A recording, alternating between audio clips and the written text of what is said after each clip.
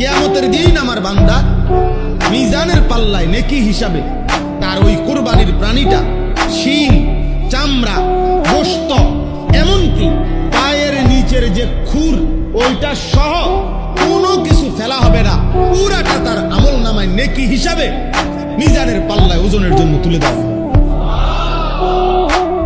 আজলাফিহা অর্থ লেখারে মানে আমরা তো দুনিয়ার মধ্যে কুরবানি করতে গেলেও কিছু কিছু জিনিস শক্ত কিছু আড্ডি মাড্ডি হালাইয়া দেই।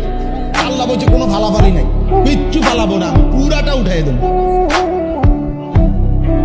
পুরাটা নেকি হিসাবে তুলে দেব। দ্বিতীয় লাভ। তৃতীয় লাভ, ওয়া ইন্না দামা লা ইয়াকাউ মিনাল্লাহি বিমাকানিন ক্বাবলা আন ইয়াকা বিল আরদ। নবী সাল্লাল্লাহু আলাইহি সাল্লাম বলেন, কোরবানির প্রাণীর রক্ত কোরবানির প্রাণীর গলা থেকে জমিনে পড়ার আগ মুহূর্তে মানে পড়ার পৌঁছতে পৌঁছতেই সাত আসমানের ঊর্ধ্বে আল্লাহ তাআলার আরশে পৌঁছে যায়। আরশে পৌঁছে।